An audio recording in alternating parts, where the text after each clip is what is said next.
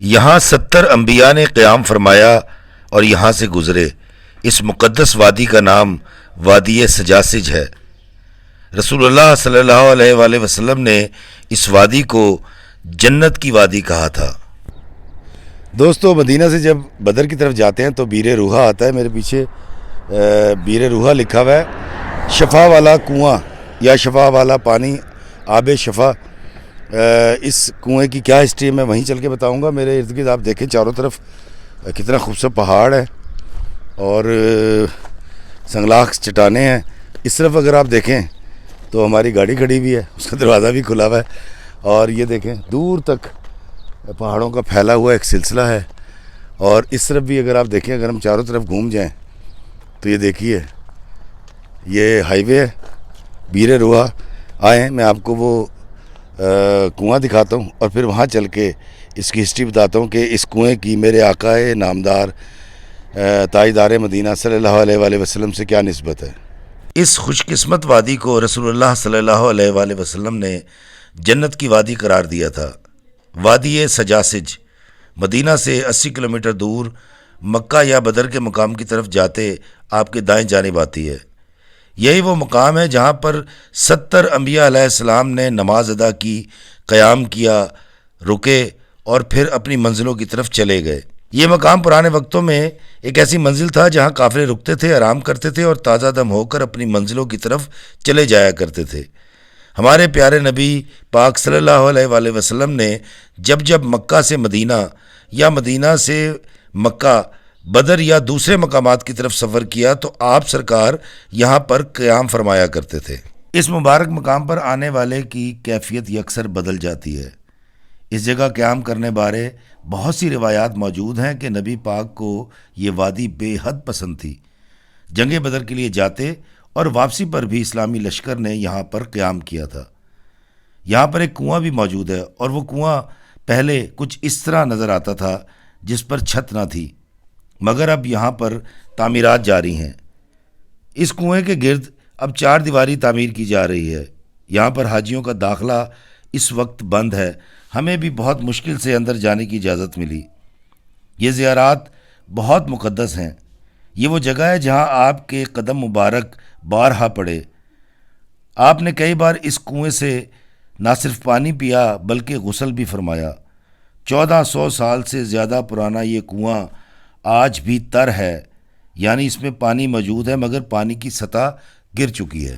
50 سال پہلے پانی کی سطح 70 فٹ پر تھی، آج 130 فٹ تک نیچے چلی گئی ہے۔ یہاں کا پانی اتنا زیادہ مقدار میں نکالا جاتا ہے کہ پوری دنیا کے حاجی اور عمرہ کرنے والے سال بھر یہاں سے پانی لے جاتے ہیں، لیکن یہ کنواں خشک نہیں ہوتا اور نہ اس کا ذائقہ بدلتا ہے، اور یہی معجزہ رسول اللہ صلی اللہ علیہ وآلہ وسلم ہے۔ حضرت عیسیٰ علیہ السلام، حضرت ہارون، حضرت موسیٰ علیہ السلام، حضرت صالح علیہ السلام سمیت 70 پیغمبروں نے اس مقام پر قیام کیا اور اس کنویں کا پانی استعمال کیا، پیا بھی اور غسل بھی کیا۔ کیسی بابرکت وادی ہے یہ، کس قدر مقدروں والا کنواں ہے یہ۔ 70 پیغمبروں کا یہاں پر آنا، یہاں سے گزرنا، یہاں پر قیام کرنا آقا دو جہاں سرکار مدینہ کی زبان مبارک سے ہمیں پتہ چلا۔ حضرت موسیٰ علیہ السلام اپنے 70,000 ساتھیوں کے ساتھ یہاں پر آئے، قیام کیا اور پھر اپنی منزل کی طرف چلے گئے۔ یہ وادی روحا 25 کلومیٹر علاقے پر پھیلی ہوئی ہے، جسے میرے آقا کریم صلی اللہ علیہ وآلہ وسلم نے جنت کی وادی قرار دیا تھا۔ دوستو، یہاں پر موٹر کے ذریعے پانی نکال کر 2 بڑی ٹینکیوں میں بھرا جاتا ہے اور پھر ان ٹینکیوں سے وہ پانی حجاج اکرام کے لیے نلکوں تک پہنچایا جاتا ہے، جہاں سے حاجی بوتلوں میں بھر کر وہ پانی عقیدت کے طور پر اپنے اپنے ملکوں میں لے جاتے ہیں۔ 1400 سال پہلے سے یہ کنواں آج تک خشک نہیں ہوا۔ یہاں پر قدیم دور کی ایک چھوٹی سی مسجد موجود تھی جہاں 2-4 صفوں میں نماز ادا کی جاتی تھی، مگر اب اس مسجد کی توسیع کا کام جاری ہے۔ اس چھوٹی سی مسجد کو اب بہت بڑے رقبے میں جدید دور سے ہم آہنگ کر کے تعمیر کیا جا رہا ہے تاکہ حج اور عمرہ کے لیے آنے والے حاجیوں کے لیے نماز پڑھنے، رکنے، سستانے کا بندوبست ہو سکے۔ مدینہ میں آج بہت سردی تھی، مگر اس وادی میں تیز ہوا چلنے کے باوجود سورج کی گرمی کی حدت محسوس ہو رہی ہے۔ اس زیر تعمیر کشادہ مسجد کی تعمیر مکمل ہونے کے بعد یہاں نماز پڑھنے والوں کی تعداد 3000 تک بڑھ جائے گی۔ یہاں کنسٹرکشن کا کام بہت تیزی سے جاری ہے۔ یہ ہے وہ مقدس مقام جس کے سینے پر 70 انبیاء علیہ الصلاۃ والسلام کے پاک قدم پڑے۔ اس مقام پر وہ ٹھہرے، قیام کیا۔ جو اس مقام کے بارے لوگ جانتے جائیں گے، اس جگہ اس مسجد کی قدر بڑھنے کے ساتھ ساتھ لوگوں کی آمد و رفت بھی زیادہ ہو جائے گی۔ تب ہو سکتا ہے کہ اس مسجد کی مزید توسیع کرنی پڑے۔ وادی روحا، یہ مقام سیرت رسول اللہ صلی اللہ علیہ وآلہ وسلم میں ایک خاص اہمیت رکھتا ہے۔ آپ جب بھی حج یا عمرہ کے لیے تشریف لائیں تو اس مقام کی زیارت ضرور کیجیے گا۔ یہ کنواں اس طرح سے تھا، یہ دیکھیں، یہ کنواں ایسے تھا اور اس پر بھی لوگوں نے اپنے نام لکھے ہوئے ہیں اور عقیدت احترام کے ساتھ۔ یہ پرانی مسجد کا منظر یہ ایسی تھی۔ یہ پرانی مسجد ایسے دکھتی تھی، ایسے ہی ہم مصلی تھے اور یہ کنواں ایسے دکھا کرتا تھا۔ اب اس کو ایسے ڈھک دیا گیا ہے، اس کنویں کو۔ اس جگہ کے بارے میں کہتے ہیں کہ دو روایات موجود ہیں۔ ایک یہ ہے کہ مشرکین نے اس کنویں کے اندر زہر ملا دیا تھا، کیونکہ ان کو پتہ تھا کہ نبی پاک صلی اللہ علیہ وآلہ وسلم اپنے لشکر کے ساتھ یہاں سے گزریں گے، لیکن جب اس پانی کو پیا گیا تو بڑا میٹھا تھا۔ دوسری روایت یہ ہے کہ ایک صحابی کی طبیعت خراب ہو گئی اور ان کے پیٹ میں بڑا شدید درد شروع ہو گیا اس مقام پر جب مسلمانوں کے لشکر نے پڑاؤ کیا تھا۔ تو اس کنویں سے پانی لا کر جب ان کو پلایا گیا تو وہ ان کا پیٹ کا درد ٹھیک ہو گیا، اور اسی کنویں سے آ کے دو جہاں سرکار مدینہ نے وضو بھی فرمایا تھا اور یہاں کا پانی بھی استعمال کیا تھا۔ یہ والا تیس، یہ والا 15، یہ والا 10 ریال، یہ والا 5 ریال۔ دوستو یہاں پر یہ آب شفا کی جو بوتلیں ہیں یہ یہاں کے لوکل ہیں جو بیچ رہے ہیں۔ یہاں سے آپ خالی بوتل خریدیں گے کین، اور اس کے بعد وہاں سے جا کر پانی بھریں گے۔ دیکھیں جس طرح وہ بھر رہے ہیں، یہ دیکھیں یہ بھر رہے ہیں پانی، اور اس کنویں سے موٹر لگا کے اس پانی کو کھینچ کر یہاں تک لایا گیا، اور یہاں آنے والے حاجیوں کے لیے اس کو نلکوں کو لگا دیا گیا۔ یہ خالی بوتلیں آپ یہاں سے خریدیں گے، وہاں سے جا کے بھریں گے اور پھر اس کو پاکستانی اپنے ملک لے کر جائیں گے۔ دوستو یہ دیکھیں، یہ علی صاحب جو ہیں آب شفا کے نلکے کی طرف جا رہے ہیں، اور یہ دیکھیں یہ آب شفا کا کنواں یہ، اور اس سے پہلے ایک صاحب بوتل بھر رہے ہیں پانی کی۔ یہ یو کے سے آئے ہوئے ہیں، انہوں نے بتایا مجھے ابھی، اور یہ علی صاحب کو اب دیکھیں، علی صاحب پانی بھی پی رہے ہیں، اور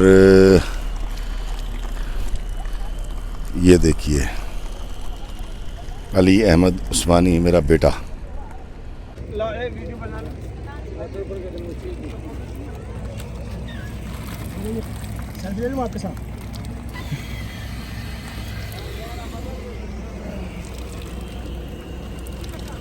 بیر روحا یعنی اس کنویں سے کچھ فاصلے پر یہ مکانات یا سرائے کی باقیات موجود ہیں۔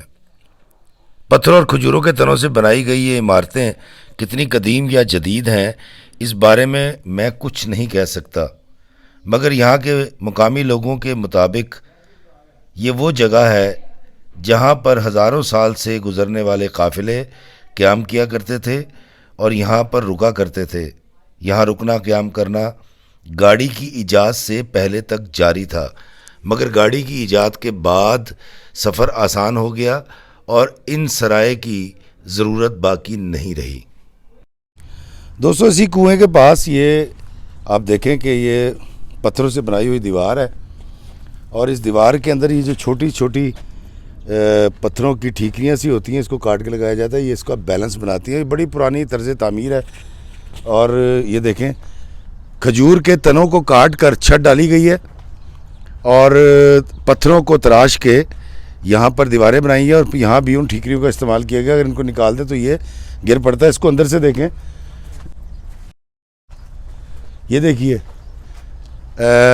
کھجور کی ٹہنیوں کی چھتیں ہیں، جو ایک پرانا انداز ہے عربیوں کا، اور اس کے بارے میں کہا جاتا ہے ان عمارتوں کے بارے میں یہ بھی، اور وہ میرے سامنے بھی اسی طرح کی ایک عمارت ہے، ان کے بارے میں کہا جاتا ہے کہ آقا دو جہاں سرکار مدینہ نے جب یہاں پر پڑاؤ کیا تھا اس مقام پر، تو اس وقت یہ تعمیرات کی گئی تھیں جب وہ بدر کی طرف جا رہے تھے، اور کیونکہ دشمن کی اسٹریٹجی کا بھی اندازہ لگانا ہوتا ہے اور پھر ایک خاص مقررہ وقت میں بدر کے مقام پر پہنچنا تھا، تو اس کی کوئی سند تو موجود نہیں ہے، لیکن یہ طرز تعمیر یہ دیکھیں، یہ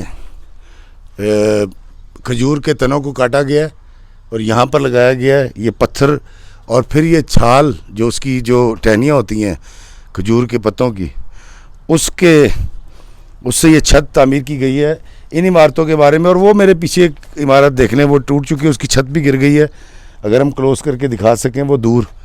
اس کے بارے میں بھی یہی کہا جاتا ہے کہ جب بدر کی جنگ کے موقع پر راستے میں یہاں پر پڑاؤ کیا گیا تھا تو اس وقت یہ عمارتیں تعمیر کی گئی تھیں، مگر اس کا کوئی ثبوت موجود نہیں ہے۔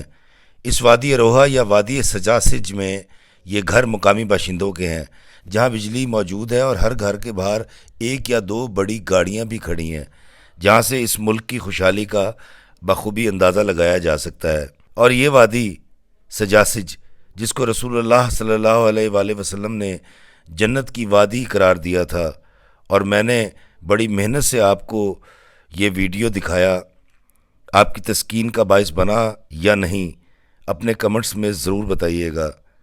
مجھے وادی روحا اور وادی سجاسج سے اجازت دیں اس دعا کے ساتھ کہ اللہ ہمیں آسانیاں عطا فرمائے اور آسانیاں تقسیم کرنے کا شرف عطا فرمائے، آمین۔ السلام علیکم ورحمۃ اللہ وبرکاتہ۔